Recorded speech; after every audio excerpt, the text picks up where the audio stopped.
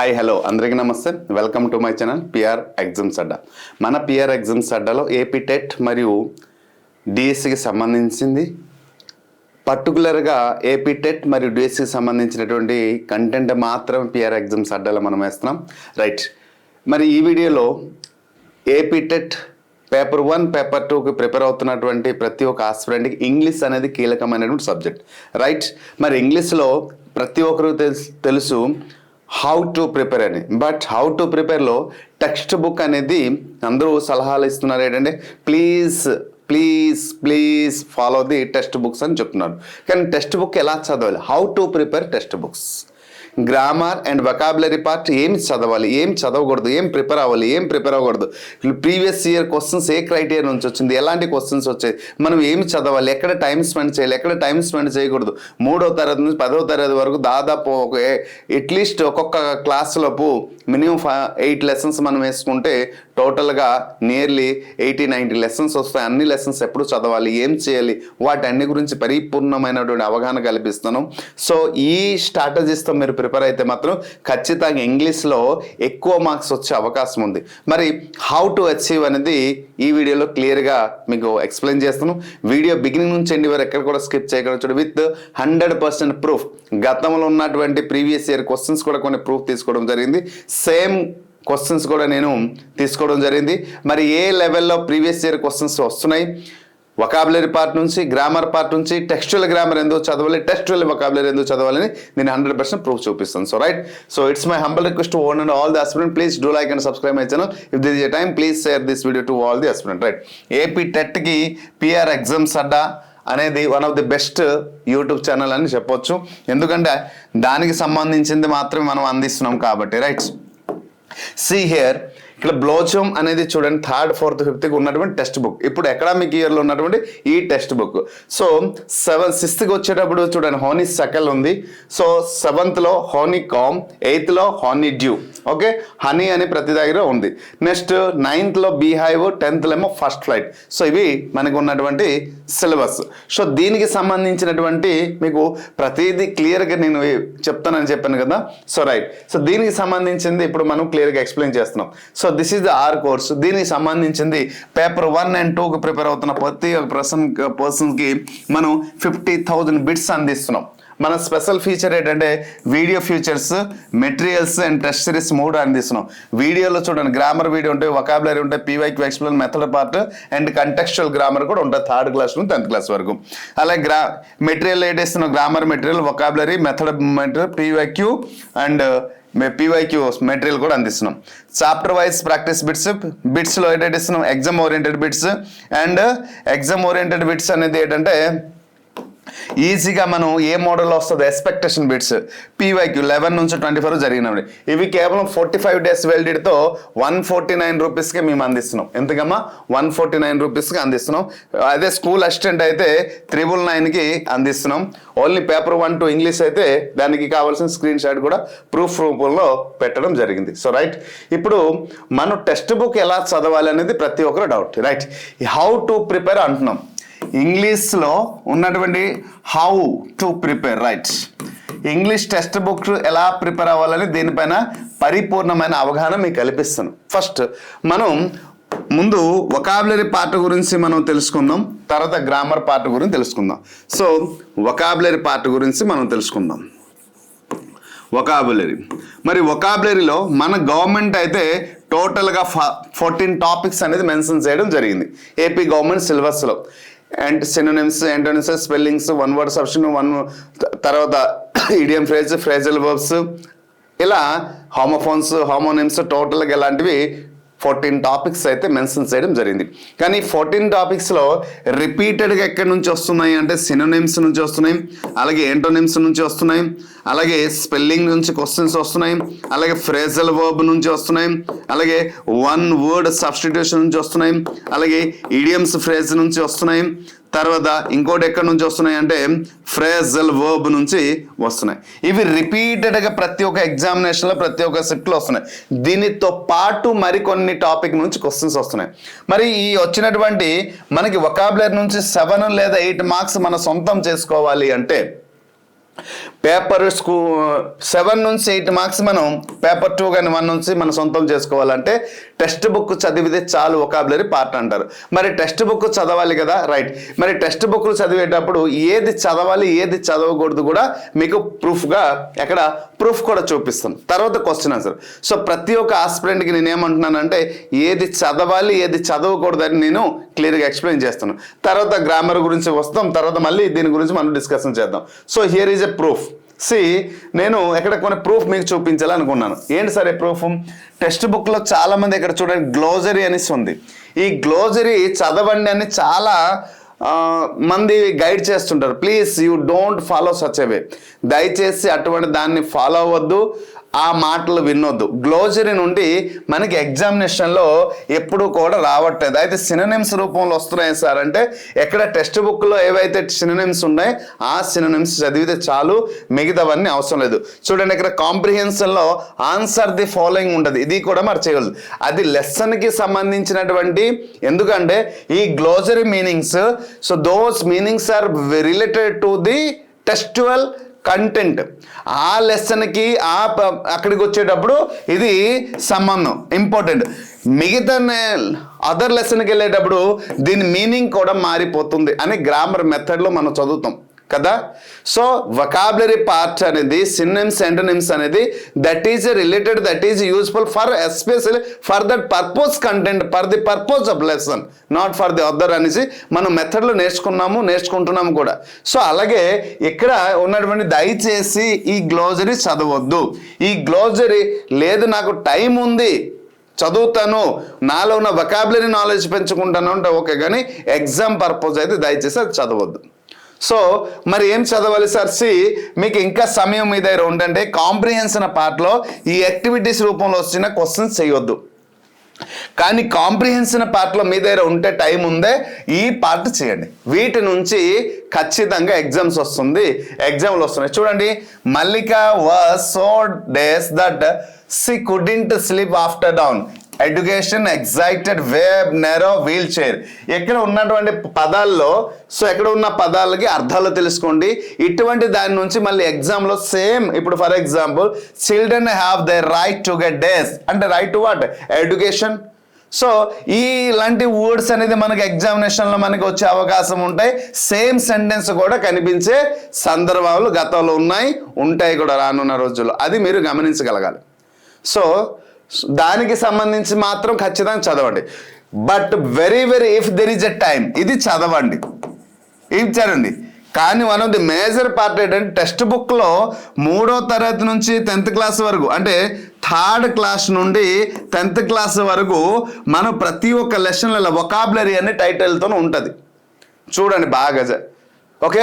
Vocabulary అనే టైటిల్తో పాటు ఉంటుంది. ఆ వొకాబులరీ పార్ట్ ప్రతీది మనం చదవాల్సిందే, అది గుర్తుపెట్టండి. ఆ వొకాబులరీ పార్ట్ చూడండి ఎలా. Choose the meaning of the underline word that given context one has been done for you అనేసి అన్నారు. So here some eagerly. What is the meaning eagerly అంటే హార్టిలీ. సో దీనికి సంబంధించినటువంటి వర్డ్ రేర్లీ, లేజిలీ, హార్ట్లీ అనేసి ఇచ్చారు. Okay. So here the eagerly means heartily means both are the related and same meanings అని mention చేయడం జరిగింది. ఇక్కడ excited, narrow, concerned ఈ పదాలని ఇచ్చారు. ఓకేనా. ఇప్పుడు very happy, very angry, very calm ఇటువంటి పదాలు ఆప్షన్స్ ఇవి ప్రాక్టీస్ చేయండి. వీటి నుంచి ఎగ్జామ్లో వచ్చే అవకాశం ఉంది, వస్తుంది కూడా. ఇక్కడ వచ్చే అవకాశం ఉంది, ఎక్కడ 100% వీటి నుంచే వస్తుంది. లేదా దీనికి రిలేటెడ్, ఇప్పుడు ఫర్ ఎగ్జాంపుల్ ఈగర్లీ అనే పదానికి ఎక్కడ హార్ట్లీ అనేసి వర్డ్ ఇచ్చాడు, ఈ ప్లేస్లో ఇంకొక వర్డ్ అక్కడ పొందుపరచవచ్చు. లేదా ఎగ్జామ్లో కన్సాలిడ్ అనేసి ఇచ్చాడు, లేదా నెరో అనే వర్డ్ ఇచ్చాడు, లేదా ఎగ్జైట్ అనే ఎగ్జామ్ ఇచ్చాడు. ఇక్కడ ఆప్షన్ రూపంలో ఉన్న పదాలు మార్చవచ్చు, కానీ వర్డ్ మాత్రం అదే ఇవ్వచ్చు.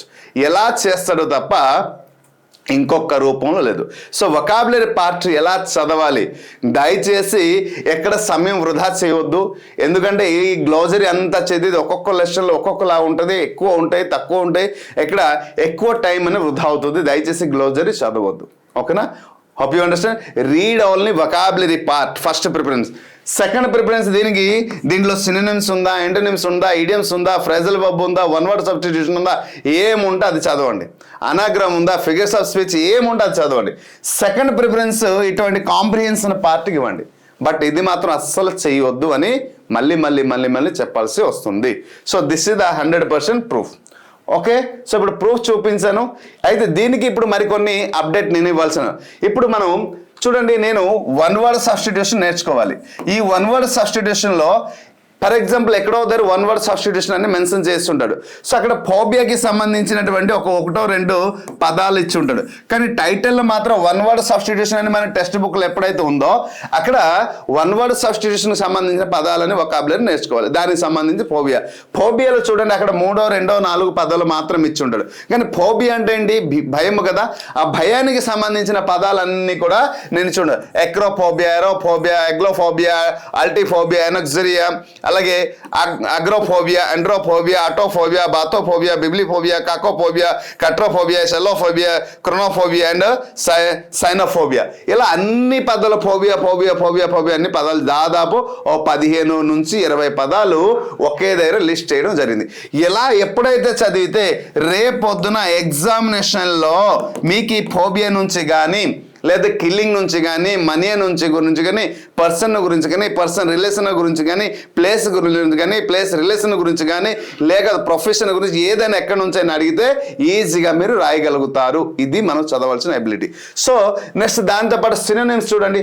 ఇప్పుడు డైలీ యూజ్డ్ అనేసి నేను ఎక్కడ మెన్షన్ చేశాను అంటే ఏకి సంబంధించిన పదాలు బి, సి, డి లెటర్స్ ఏవైతే ఉంటాయో అలా జెడ్ వరకు సంబంధించిన అంటే ఏకి సంబంధించిన పదాలు అన్నీ కూడా కామన్ యూజ్డ్ వర్డ్స్ కొన్ని ఉన్నాయి. కొన్ని పదాల్లో వచ్చినట్టు మన టెక్స్ట్ బుక్లో లేకపోతే వీటి నుంచి ఖచ్చితంగా పదాలు ఉంటాయి. అంటే ఈ పీడిఎఫ్ కానీ మీరు ప్రిపేర్ అయితే వొకాబులరీ పార్ట్ నుంచి 7 లేదా 8 మార్క్స్ ఏదైతే 7 లేదా 8 క్వశ్చన్స్ వస్తుందో ఆ క్వశ్చన్కి ఆన్సర్కి మేము ఎగ్జాక్ట్ ఆన్సర్ చేయగలుగుతారో ఆ మార్క్స్ అని మీ సొంతం అవుతుంది. ప్రిపరేషన్ స్టార్టేజ్ ఇది. సో అందుచేత దీనికి ప్రూఫ్ కూడా మీకు చూపించాను, ఏం చదవాలని చెప్పాను. గతంలో వచ్చిన క్వశ్చన్స్కి కొన్ని నేను ఎగ్జాంపుల్ కూడా తీసుకోవడం జరిగింది. ఎప్పుడు వచ్చిందమ్మా? 2024లో వచ్చినటువంటి టైమ్ డేట్ పీరియడ్ ఉంది. చూడండి question, one of the following is that for a person who is all knowing అన్నారు. అన్ని తెలిసిన వ్యక్తిని ఏమంటాం? ఒమ్నిపోటెండా, ఒమ్నిప్రెజెంటా, ఒమ్నిపోటెండా, ఒమ్నిసెండా, ఒమ్నిఫరియసా. సో ఒమ్నిప్రెజెంట్ అంటే ఏంటి? One person who present in everywhere is called omnipresent. కానీ ఏమన్నారు? Person who is all in the following, all is knowing అన్నాడు. అన్ని తెలిసిన వ్యక్తిని ఏమంటాము అని అడిగాడు. So one omnipotent means what మనం అంటాం? సర్వశక్తి, అన్ని శక్తులు కలిగిన వాడు. కాబట్టి omnipotent. So this is also wrong. Omniscient, one who knows everything, one who knows all things. So omniscient. So this is the exact answer. Omnifarious అంటే అన్ని ప్రదేశాలకి వెళ్ళేవాడు. సో ఇలా this is not. So right answer ఏది? This is the exact answer. ఇప్పుడు పర్సన్కి సంబంధించిన పదాలని చదవమని చెప్పాను కదా వన్ వర్డ్. సో ఇక్కడ పర్సన్కి సంబంధించిన పదాలన్నీ కూడా ఒకసారి చదివితే మీకు ఈజీ అవుతుంది. ఎగ్జామ్ హాల్లో మార్క్స్ పొందడానికి అవకాశం ఉంటుంది. So this is the strategy. అర్థమైందా? ఇంకొక ఎగ్జాంపుల్ ఇస్తాను చూడండి, వొకాబులరీ పార్ట్ నుంచి. Choose the correct meaning of the word underlined that meaning word meagre. So meagre అనే పదానికి సరైనటువంటి సినోనిమ్స్ రాయమని చెప్పారు. సో మెగ్రీ అనే పదానికి అర్థమైంది. ఇది ఎప్పుడు వచ్చింది? 2022లో వచ్చినటువంటి వర్డ్. మెగ్రీ means what? చాలా తక్కువగా, నా జీవితంలో సంపాదించిన ఇన్కమ్ అనేది చాలా తక్కువ. అది అండర్లైన్ పదానికి సరైన వర్డ్ అండి. వెరీ హై అంటే ఎక్కువ, వెరీ స్మాల్, నిల్ ఫుల్, నిల్ అది రాదు. సో మెగ్రీ అంటే తక్కువ కదా, నిల్ అని పూర్తిగా లేదని చెప్పలేదు. So right answer, this is the right answer. So meagre అనే వర్డ్ అక్కడ సెంటెన్స్ రూపంలో టెక్స్ట్ బుక్లో ఉన్నటువంటి వర్డ్ ఎక్కడి నుంచి బయట నుంచి ఇవ్వలేదు. కానీ ఇక్కడ ఆప్షన్ రూపంలో వచ్చేటప్పుడు సేమ్ ఆప్షన్ ఇవ్వచ్చు, టెక్స్ట్ బుక్లో ఉన్న ఆప్షన్ ఇవ్వచ్చు, బయట ఉన్నటువంటి ఆప్షన్ ఇచ్చే అవకాశం ఉంటుంది. So this is the unless. Hope you understand. ఇప్పుడు అర్థమైంది కదా. ఇప్పుడు గ్రామర్ పార్ట్ చూద్దాం, ఏ రూపంలో వస్తుందనేది. చూడండి, గ్రామర్లో నేను ఏం చెప్పానంటే ప్రతి ఒక్క టెక్స్ట్ బుక్లో, ఫర్ ఎగ్జాంపుల్ మన గ్రామర్లో పార్ట్ ఆఫ్ స్పీచ్ గురించి మనం మాట్లాడదాం. పార్ట్ ఆఫ్ స్పీచ్ ఎందుకంటే ఎన్నో టాపిక్స్ ఉంటాయి కదా, అన్నిటి గురించి మనం మాట్లాడలేము, ప్రూఫ్ కోసం మాట్లాడదాం. పార్ట్ ఆఫ్ స్పీచ్లో నౌను మరియు యాడ్వర్బ్ గురించి మనం మాట్లాడదాం. సో నౌన్లో చూడండి ఇక్కడ మన నౌన్కు సంబంధించినటువంటి ఇక్కడ ఏంటి చెప్పారంటే read the sentence exam the underline words only అని చెప్పారు. అంటే ఇక్కడ నౌన్ గురించి ఇవ్వడం జరిగింది. So naming words calls nouns ఇవ్వడం, దానికి సంబంధించి కొన్ని యాక్టివిటీస్ ఉన్నాయి. సో ఇవి ప్రాక్టీస్ చేయాలి. ఇక్కడ ప్రాపర్ నౌన్ గురించి మెన్షన్ చేశారు. ఇక్కడ కామన్ నౌన్, ప్రాపర్ నౌన్ గురించి ఈ స్లైడ్లో ఇచ్చారు. సో ప్రాపర్ నౌన్, కామన్ నుంచి రేపొద్దున ఎగ్జామ్లో ఏదైనా క్వశ్చన్స్ వచ్చే అవకాశం ఉంటుంది. గ్రామర్ ఇవి ప్రాక్టీస్ మనం చేయాలి. ఇది ఏ క్లాసులో వచ్చింది అయితే నౌన్కి చూడండి, మీకు ఎక్కడ క్లియర్గా ఎక్స్ప్లెయిన్ చేస్తున్నాం. ఇది 3rd క్లాసులో వచ్చింది, ఇది 5th క్లాసులో వచ్చింది, ఓకేనా, ఇది 10th క్లాసులో వచ్చింది. ఎలా అంటే ఇక్కడ నౌన్కి సంబంధించినవన్నీ కూడా నేనేం చేశానంటే 3rd class, 5th class, 10th class ఒక్క దగ్గర పొందుపరచడం జరిగింది. నా మాట అర్థమైంది కదా. సో అన్నీ కూడా ఒకేసారి నౌన్ మీరు చదివినప్పుడు నౌన్కి సంబంధించిన పేజీలలో ఏ పేజీలలో ఏమి ఇచ్చాడని ఒక గ్రామర్ పార్ట్ చూసి తర్వాత ప్రీవియస్ ఇయర్ క్వశ్చన్స్ కూడా ఎలా ఉందని మనం చదవగలిగితే ఈజీగా మనకి గ్రామర్లో మార్క్స్ వస్తుంది. అలా ఎడ్వర్బ్, అలాగే అడ్జెక్ట్, దీనికి సంబంధించి డాటా ఎక్కడ దొరుకుతుంది? మనకంటే ఒక అడ్డా ఉంది, పిఆర్ ఎగ్జామ్స్ అడ్డా. సో మన పిఆర్ ఎగ్జామ్స్ అడ్డాలు దానికి సంబంధించినటువంటి పర్టికులర్గా ఏ టెక్స్ట్ బుక్లో, ఏ క్లాసులో, ఏ లెసన్ లోపు, ఏ పేజీ నెంబర్లో ఏ గ్రామర్ ఉందని క్లియర్గా మెన్షన్ చేయడం జరిగింది కాబట్టి అక్కడ ఉంది. సో అది ఒకసారి మీరు చెక్ చేస్తే మీకు లభిస్తుంది. ఆల్రెడీ వీడియో నేను చేసి పెట్టాను. సో ఆ వీడియో చూస్తే మీకు క్లియర్గా, వీలైతే డిస్క్రిప్షన్లో వీడియో ఇస్తాను, ఒకసారి చూడండి. సో దీనికి సంబంధించిన ప్రీవియస్ ఇయర్ క్వశ్చన్ చూద్దాం, మనం అనుకున్న విధంగా ఉందో లేదో. Identify the sentence in which the word book is used as a noun. కింద ఇచ్చినటువంటి సెంటెన్స్లో బుక్ అనేది ఇవ్వడం జరిగింది. I need book a flight. She decided to book a conference room for the meeting. No book is found in the table. They will book a table at the restaurant అని చెప్పారు. ఇలా book అనే word 4 సందర్భాలను ఉపయోగించాడు. కానీ book అనే word అనేది ఎక్కడ నౌన్ అవుతుంది అది ఫైండ్ అవుట్ చేయమని చెప్పారు. అది మెయిన్ థింగ్. బుక్ అనే వర్డ్ని మనం నౌన్ అని ఉపయోగించాం, ఆ నౌన్ ఎక్కడ అవుతుంది అది ఫైండ్ అవుట్ చేయమని చెప్పారు. సో చూడండి, ఇక్కడ ప్రతి దగ్గర మనం గమనిస్తే ఇక్కడ no book is found in the అని చెప్పారు. So this is the noun. మిగతా దగ్గర నౌన్ అయితే కాదు. Okay, so ఎక్కడేమవుతుంది? వర్బ్ అవుతుంది. అంటే ఒక వర్డ్ని మనం నౌన్గా తీసుకోవచ్చు, అదే వర్డ్ని నౌన్గా తీసుకోవచ్చు, అదే వర్డ్ని వర్బ్గా తీసుకోవచ్చు, అదే వర్డ్ని ఎడ్వర్బ్గా తీసుకోవచ్చు, యాడ్జెక్టివ్గా తీసుకోవచ్చు, కంజంక్షన్గా కూడా తీసుకోవచ్చు. సో ఇలా ఒక వర్డ్ని బికాస్ ఆఫ్ ఎందుకు సార్ అలా మీరు తీసుకుంటారు? నేను తీసుకోవడానికి కాదు.